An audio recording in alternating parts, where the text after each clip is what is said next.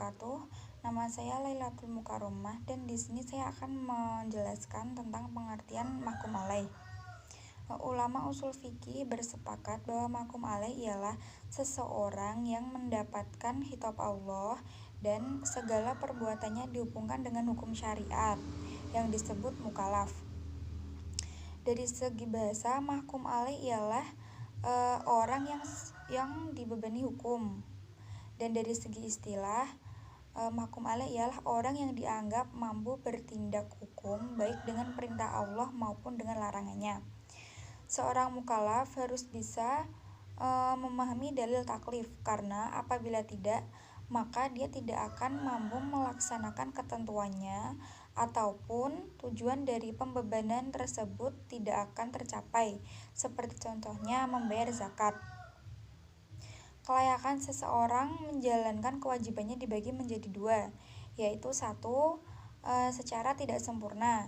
Contohnya janin yang ada di dalam perut ibunya, dia berhak mendapatkan hak seperti harta ataupun bias warisan, tapi dia tidak mampu melaksanakannya.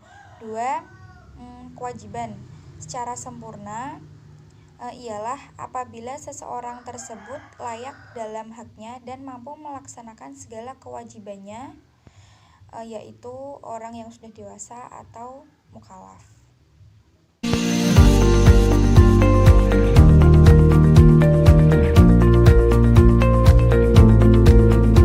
Assalamualaikum warahmatullahi wabarakatuh. Perkenalkan, nama saya Yusroni, NIM 23010190397. Saya dari kelas PAIH. Di sini saya akan sedikit menjelaskan tentang hukum taklifi. Hukum taklifi menurut bahasa adalah pemberian beban, sedangkan menurut istilah perintah Allah yang berbentuk tuntunan dan pilihan. Dalam Islam, orang yang terkena taklif adalah mereka yang sudah dianggap mampu untuk menjalankan tindakan hukum, tanggung jawab melaksanakan syariat dalam segala aspek kehidupan. Pemikul tanggung jawab adalah mukallaf. Ia adalah mukmin yang memenuhi syarat balik dan berakal sehat. Mereka orang yang tidak atau belum berakal dianggap tidak bisa memahami taklif dari syar'i. Syarat taklif yakni orang itu mampu memahami tuntutan syara yang terkandung dalam Al-Quran dan As-Sunnah, baik langsung maupun melalui orang lain. Kemampuan untuk memahami taklif ini melalui akal manusia. Akan tetapi akal adalah sesuatu yang abstrak dan sulit diukur. Indikasi yang konkret dalam menentukan seorang berakal atau belum adalah baliknya seseorang, yaitu dengan ditandai keluarnya haid bagi wanita dan keluarnya air mani bagi laki-laki melalui mimpi yang pertama kali atau sempurnanya umur 15 tahun.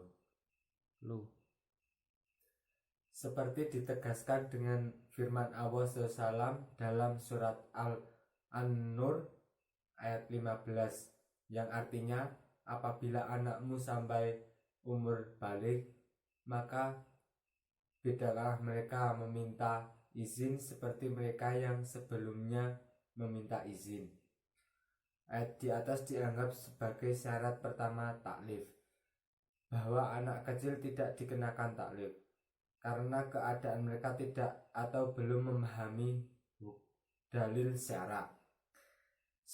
Seseorang harus mampu dalam bertindak hukum atau dalam usul fikih disebut ahliyah. Maka seorang yang belum mampu bertindak hukum atau belum balik seorang tidak dikenakan tuntunan syara. Begitu pula orang gila, karena kecakapan bertindak hukumnya hilang.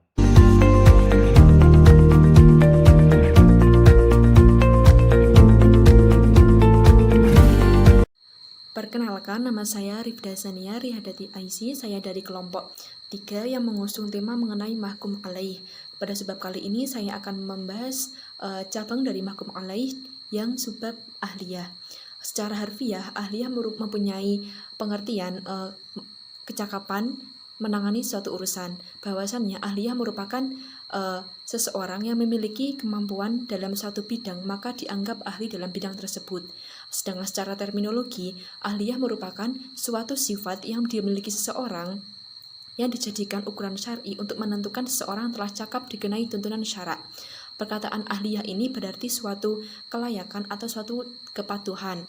Jadi ahliyah adalah kelayakan atau kecakapan, kemampuan seseorang untuk memiliki hak-hak yang ditetapkan baginya atau untuk menunaikan kewajiban agar terpenuhi hak-hak orang lain yang dibebankan kepadanya atau untuk dipandang oleh syarak perbuatan-perbuatannya. Ahliyah di sini dibagi menjadi dua. Yang pertama ada ahliyah ada. Jadi ahliyah ada merupakan kecakapan bertindak hukum bagi seseorang yang dianggap sempurna untuk mempertanggungjawabkan semua perbuatannya. Di mana di sini orang tersebut ukurannya sudah balik dan cerdas, berakal, dan perbuatannya dia mampu mempertanggungjawabkannya. Jadi yang dimaksud dengan ahliyah adalah kemampuan mempertanggungjawabkan. Prinsip dasarnya adalah kemampuan membedakan segala sesuatu dengan akalnya. Yang kedua adalah ahliyah wajib, di mana ahliyah wajib ini merupakan sifat kecakapan seorang untuk menerima hak-hak yang menjadi haknya, tetapi belum mampu dibebankan seluruhnya. Dapat dikatakan ahliyah wajib ini seseorang di situ belum dikatakan balik, jadi hak-haknya belum dalam menerima hak-haknya dia belum mampu untuk dibebankan seluruh kewajibannya. Sekian yang dapat saya sampaikan mengenai ahliyah. Terima kasih.